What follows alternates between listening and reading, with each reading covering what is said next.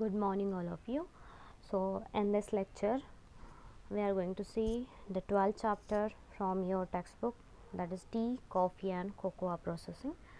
So in this chapter we are going to see about tea, processing of manufacturing of tea, classification of tea, coffee, coffee production, methods of coffee making, cocoa and production of cocoa. Okay, so nearly 3/4 of the human body consists of water. So water keeps the body hydrated, helps in digestion and absorption of our food and transport throughout the body. So water is very important for healthy life. So the body continuously loses water through sweating, urination, etc. Therefore it is very important to replace that quantity of excreted water. Okay, and so that is the reason why we have to drink proper amount of water in particular day. So therefore it is very important to replace this water, otherwise it will disturb the body balance. We may replace this lost water through a drink. Okay, so by consuming liquid drinks we can replace this loss. So beverages are of at most important to replenish the body. So what is the definition of beverages? So beverage is any kind of liquid intended for human consumption. In addition to their basic function of quenching thirst, they also play an important role in social culture. This includes tea, coffee, cocoa, soft drinks, shakes and alcoholic beverages. Okay, so जो भी beverage हम कहते हैं in that any drink will be included under the beverage. Okay, so main function of beverage is to quench thirst. Okay, but in addition to this main function, other nutritive roles are also important of the beverages. Okay, so it includes tea, coffee, cocoa, soft drink, shakes and alcoholic beverages. So in alcoholic beverages there is wine, beer, okay, vodka, whiskey. So lot of alcoholic beverages and their varieties are available in market. So in this chapter we are only going to see about tea, coffee and cocoa. Okay, so first of all we are going to see about tea. So tea is the second most popular beverage in the world. So tea is second most popular beverage in world and it is consumed in higher amount, and first popular drink is water. Okay, so it is very important for a healthy life.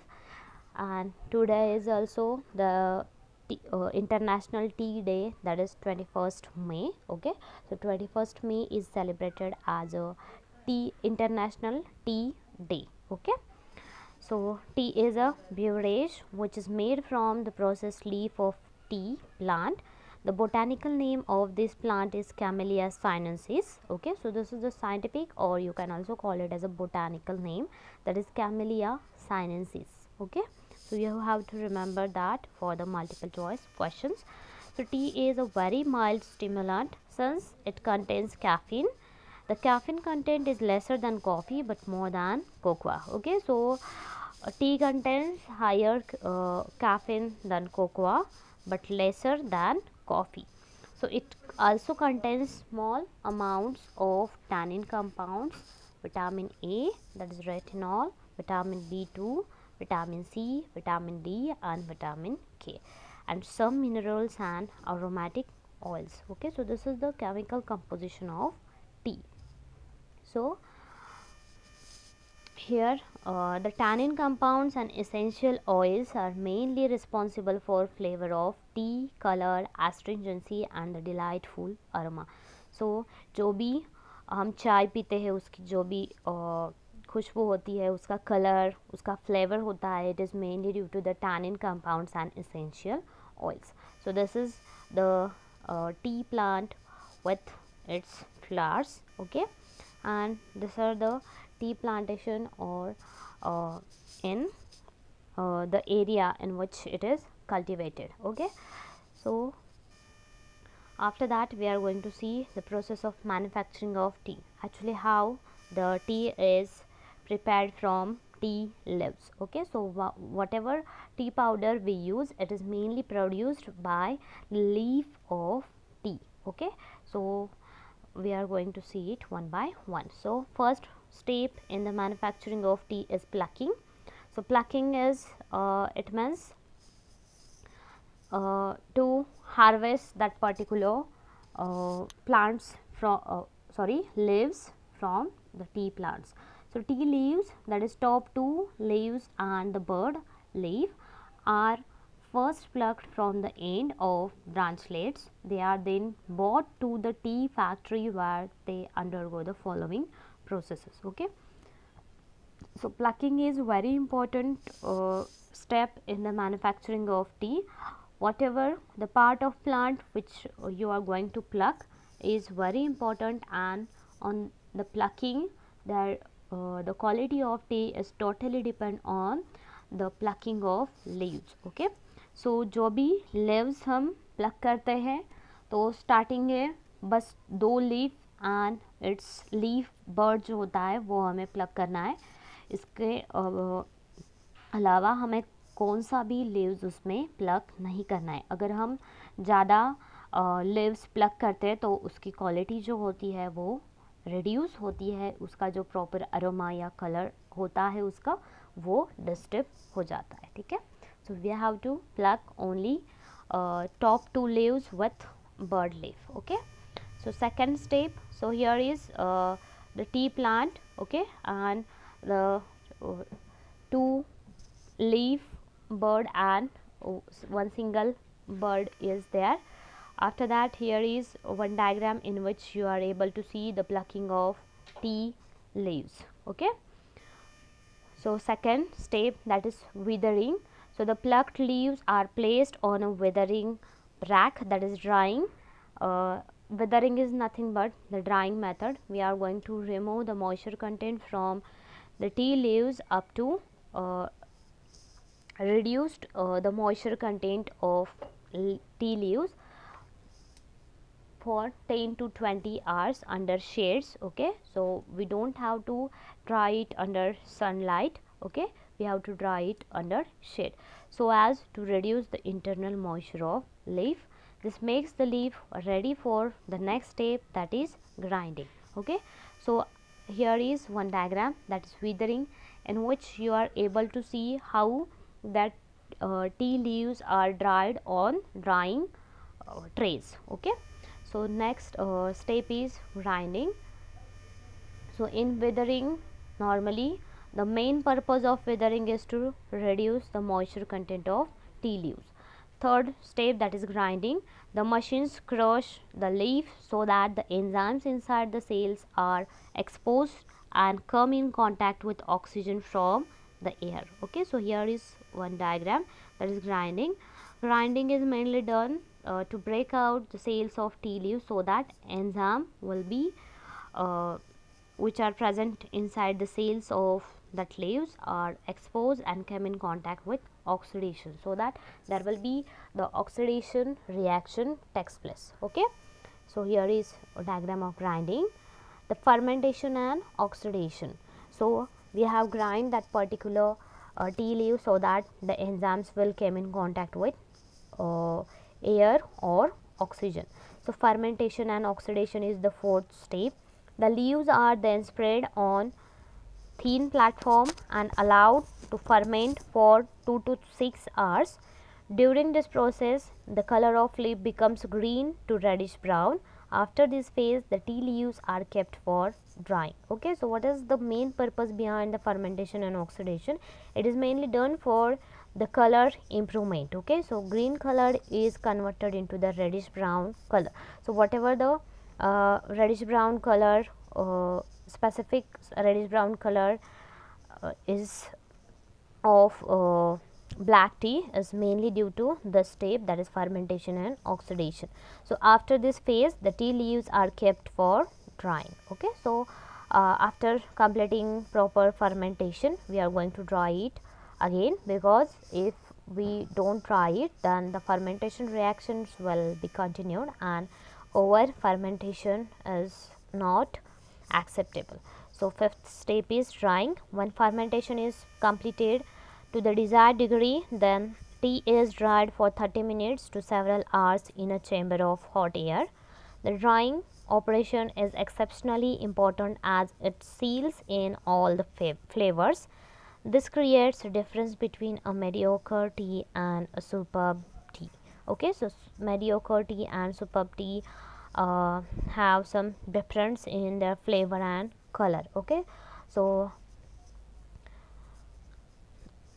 when we dry tea, fermented tea leaves, then there will be the sealing of flavor, so that there is no any loss of flavors from that tea leaves. Okay, so here is drying process, or the diagram of drying process is shown.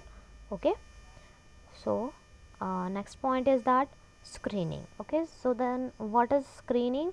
So screening, after drying tea is cleaned and sorted into various grades. Okay, so screening is nothing but the cleaning of or the sorting of that particular or dried tea leaves. So plucking, after that weathering, grinding, oxidation, or you can also call it as a fermentation, after that drying, and last one, that is screening. So these are the steps of tea processing, okay, in the form of flow sheet. We have I have done the explanation of this steps. So next point is classification of tea. Then what are the different types of tea? We are going to see it one by one. First one, that is green tea. In this, weathering and fermentation steps are omitted. All of you know about the green tea. The color of green tea drink is greenish light. Okay, so it is mainly due to we skip the fermentation and weathering step. So there is no fermentation, there is no any color change. The green color of the green tea leaves remains as it is. Okay, so green tea is a light yellow green beverage having high number of polyphenols, caffeine content and antioxidants, thus reduces the cancer risk and imparts many health benefits. So nowadays it is trending, that is green tea. Okay, all the health conscious peoples drink green tea. It is very beneficial as it rich in antioxidants and can cause the risk of cancer. Okay, so second one, that is oolong tea. So what is oolong tea? Oolong tea is an intermediate between black and green tea in color and taste characteristics. Okay, so all the color, all the characters such as color and taste of the oolong tea is in between black and green tea. It is due to its production method is similar to that employed for green tea, except that the leaf is slightly weathered and light fermentation allowed before the leaf is dry. So as we allow light weathering and light fermentation, there is improvement of slight color is improved slightly from greenish to light brown. Okay, so it is the color of oolong tea is in between black and green tea. After that, white tea. Then what is white tea? It is made from young leaves that have not undergone oxidation. Okay, so the buds may be shielded from sunlight to prevent formation of chlorophyll. Okay, so when there is the cultivation of tea, then we are going to cultivate it under shade. Okay, we are not going to expose it to the direct sunlight, so there is no formation of chlorophyll and there is no production of green color. So this is the white tea. Okay, after that, yellow tea. It is high quality tea served usually to royalty, process similar to green tea but with a slower drying phase. So it is the method of production of yellow tea is similar to green tea, but whatever the drying is done in green tea, in case of yellow tea the process is very slower. Okay, after that, kukicha tea. So also called as winter tea and is made from twigs and old leaves of tea plants during its dormant season and dry roasted over a try. So this is another type of tea, that is Kokicha tea. So here is one activity, that is iced tea. So go through it. Here is materials and methods are given in this. All of you like iced tea, so when you get time, try it in your home. Okay, so this is all about tea, that is Camellia sinensis. Now I am going to start second point from this chapter, that is coffee.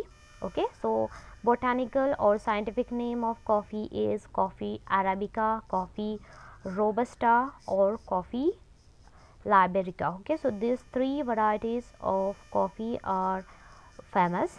So coffee is an evergreen shrub or a small tree. There are many species of coffee, but most popular coffee are coffee arabica and coffee robusta, or you can also call it as a canephora. Okay, so this is the coffee, that is coffee arabica and coffee robusta. So here is one diagram in which you are able to see the berries of coffee on the coffee plant. Okay, now here is the coffee plantation. Now we are going to see about coffee production. So there are following steps through which a coffee beans passes from seed to cup. So here are some steps, that is harvesting of beans, processing of beans, drying the beans, hulling, polishing, grading and sorting, testing, roasting and grinding. Okay, so we are going to see all the steps one by one. So you have to remember that whenever we talk about tea, it is made up of tea plant leaves, and when we talk about coffee, then it is produced from the coffee berries. Okay, so harvesting of beans. After 3 to 4 years, when they reach maturity, coffee trees bear fruits in lines or clusters along the branches. It is also known as berry or cherry. This fruit turns red when it is ready to be harvested. Coffee beans are actually the seeds of this ripened cherries. Okay, so whatever the seeds of this cherries we are going to use to produce coffee. Okay, so harvesting time varies according to geographical zone, but typically there is only one harvest in a year. Okay, so you will get, it is an annual plant, so you will get only one harvesting period throughout year. Okay, so here is the diagram in which you are able to see the berries or cherries of coffee into the basket by the harvester. Okay, so now what about processing of berries or of coffee? So processing of beans or preparing them for roasting, done in two ways. So mainly two methods of coffee processing is there. The first one, that is dry method. This is simplest, cheapest and most traditional method of processing coffee. The harvested cherries are sprayed over a concrete or brick surface. They are kept in sunlight and racked at regular intervals to prevent fermentation. Okay, so this is the dry method. After 7 to 8 days, the cherries become dry. The dried cherries are then stored in silos where the beans continue to lose moisture. Okay, so what is given in do you know box? A silo is a metallic structure for storing bulk materials used in agriculture to store grain or fermented feed, known as silage. Okay, so here is the diagram of silos tank. In the case of dairy also, milk is stored in a very large amount of silos tank. Okay, so you can use it for storage of grains or fermented feed or any liquid food also. So silos are more commonly used for bulk storage of grains, coal, cement, wood chips, food products and sawdust, etc. Okay, so here is one diagram in which you are able to see the silos. Now second method is wet method. This method requires greater investment and more care than the dry method, but it causes less damage and helps to preserve the intrinsic qualities of the beans.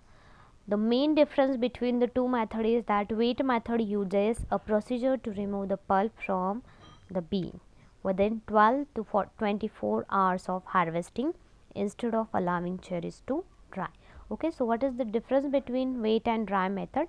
In dry method we are going to allow the pulp of cherry to dry, okay, and after completely drying we are going to remove that particular seeds from that cherries, okay. But in wet method we are going to remove the pulp of coffee berry within 12 to 24 hours of harvesting, okay, and we are not going to allow it to dry. So using a pulping machine, the beans are separated from the skin and pulp, which is washed away with water, okay. So we are going to use here water for washing, so we are going to call it as a wet method. The wet method gives better quality coffee with a bluish green color, that is green coffee, okay. So here is one diagram for pulping process, okay. Here is drying. After pulping, drying the beans. The beans are then dried in sun. The beans obtained after 7 to 15 days of drying are known as parchment coffee, okay. So after drying that coffee beans for 7 to 15 days, we are going to call it as a parchment coffee. Hulling. So what is honey? Hulling in wet processed coffee. Hulling is used to remove the hull, that is seed coat of coffee berries or dried parchment immediately surrounding the bean. Husk or whole dry outer covering is removed, okay. So this is hulling. Now next, so here is hulling. So it is equipment which is used for hulling of the coffee beans. After that, polishing. Then what is meant by polishing? So polishing is steps in which bean is it is an optional process, and in this, during the polishing process, any silver skin that remains on the beans after hulling is removed in a polishing machine, okay. So whatever after hulling, if there is any silver skin is present onto the beans or the seeds of the beans, then it will be removed with the help of polishing machine. So this is the polishing. After that, grading and sorting. So coffee beans are graded according to the size firstly and then density. So firstly it is sorted or graded on the basis of size of that particular coffee beans, and after that the it is graded on the basis of density, okay. So density is mass upon volume. Next one, that is testing of the coffee. So the testing of coffee is referred to as cupping. In this process, coffee is tested and evaluated by sensory experts. The tester, also known as liquorer, okay. So you can also call it as a liquorer, assesses the green beans for appearance.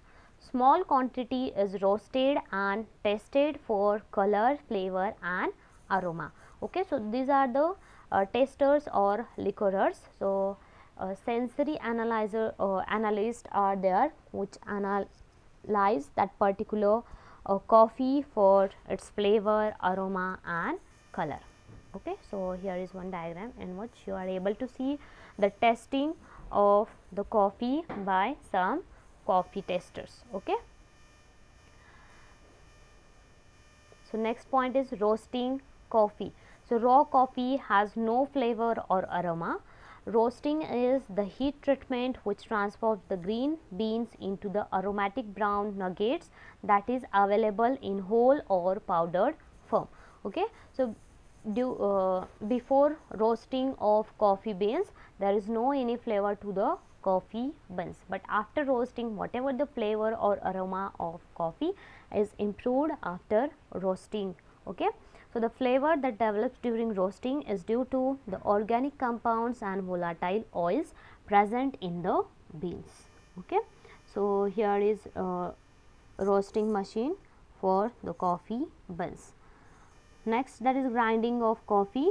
So, the objective of grinding of the coffee is to get maximum flavor from the beans. When we add whole or complete beans into the coffee, or do we use whole coffee bean during the production of coffee, then not that much flavor or color will be imparted to the coffee. Okay. But after grinding it, most or 100% flavor and color of that particular coffee bean is imparted to the coffee liquor. Okay. So, grinding is mostly done till beans turn into a fine powder and is sold as ground coffee. Coffee grinding is of 3 types. First one, that is fine, medium and coarse. Okay. So, this is the 3 types of coffee grinding. So, here is one diagram. Okay. So, that is grinding of coffee. Now, here is a flow sheet for the processing of coffee beans. So, harvesting of beans, processing of beans, drying the beans, hulling, polishing, grading and sorting, testing, roasting and grinding. Okay. So, whatever we have seen in description, it is given into the flow sheet or flow chart form. Okay. So, methods of coffee making. So, what different by using different methods of preparation we can convert coffee powder into different drinks. Okay. So, with the passage of time, the traditional pans used to make coffee were replaced by modern coffee making appliances. They come in variety of forms from fully automatic to manual. So, some common types of coffee making methods are enlisted here. So, first one, that is vacuum coffee, drip coffee, percolator coffee, steeped coffee, espresso coffee, cappuccino coffee, French drip, French press, cold water method, iced coffee, instant coffee and filtered coffee. Okay. So, these are different methods of coffee. So, here is one activity regarding the cold coffee. So, you can make it in at your home. So, go through it. If anybody have interest, then you can make this cold coffee and enjoy it with your family. Okay. Next one, that is cocoa. So, what is cocoa? All of you like or love the chocolates. So, whatever chocolates or dairy milks or Cadbury you eat, it is made up by cocoa. Okay. So, the cocoa plant is a small tree. Cocoa is made by grinding the seeds of the pods of the cocoa tree, that is Theobroma cocoa. The scientific or botanical name of cocoa is Theobroma cocoa. Here is diagram of cocoa tree. Okay. So, whatever the cocoa pods are there, they grow onto the trunk of that cocoa tree. Okay. So, these are orange or red color pods are there. Normally these pods are green in color. Okay. But after maturing or ripening, they will turn into orange or orange red color. Okay. And that is the indication of maturity or ripening of cocoa pods. So, how the cocoa is produced or how the production of cocoa is done. So, the 5 steps involved in the manufacture of cocoa are given below. So, first one, that is harvesting. Harvesting of right kind of cocoa fruit or pods is carried at yellow color stage. Okay, which is the indication of maturity of cocoa pods. If we harvest that cocoa pods before maturity, then the quality of cocoa is reduced. Okay. So, proper maturity is very important. Second point is that fermentation. So generally the fruits are kept for natural fermentation. For this they are first filled in heaps in perforated wooden boxes for 3 to 12 days. Okay. So for fermentation in many areas wooden boxes are used, and that in wooden boxes, that is banana leaves are used, and in that banana leaves the cocoa beans are wrapped. Okay. So the time period depends on type of beans, number, no external heat treatment is required. A drop in temperature of the mass indicates that the fermentation is complete. Okay. So the fermentation ends with the breakdown of pulp and change in color of seeds. Seeds are removed by filtration process. Okay. So this is the fermentation, and traditionally it was done in banana leaves. Okay. So although pulp of cocoa pod is extracted and it is wrapped into the banana leaves. Okay. So there is the proper fermentation will takes place. After that, curing. So what is curing? The fermented beans are now dried in sun or hot air dryers. This process changes the color of the shell to dark brown. So during curing, that particular fermented beans are dried up to proper moisture content. It may be dried with the help of sunlight, or it may be dried by using mechanical equipment such as hot air dryers. Next point is that roasting. So before roasting, the beans are screened for any unwanted foreign substances and sorted. After roasting, the beans are passed through corrugated rollers, okay, to break the shell. Okay. So there is the removal of shells from the beans. The beans are baked in an oven at about 121 degrees Celsius for about 45 minutes. So that is the roasting time and temperature combination. So here is one roaster is there, and in this diagram you are able to see the roasting of cocoa beans. After that, grinding and defatting. The roasted dehulled beans are called nibs. Okay. So after roasting or after roasting, we are also removing the shells or the hulls of cocoa beans. So whatever the roasted and dehulled beans are there, we are going to call it as a nibs. So the nibs are then put into stone mills, that is chakki, to make a fine paste. Okay. So by grinding, we are going to convert that beans into fine paste. The friction between the two stones of the mill produces heat which melts the cocoa fat. The melted fat carries with it in suspension finely ground particles of cocoa mass or chocolate liquor or bitter chocolate. Okay. So whatever the heat will be generated during the grinding of cocoa beans, by that temperature the fat or the cocoa butter, cocoa fat will be melted. Okay. So before use, the cocoa mass is filtered, pressed to separate out a major part of fat. The pressed cake is cooled, ground in special mills and passed through fine silk screens. The fine powder is mixed with flavoring materials and homogenized, which is utilized in the beverage and other products. It has characteristics, flavor, taste and color. Okay. So whatever the paste is produced, that paste is filtered. Okay.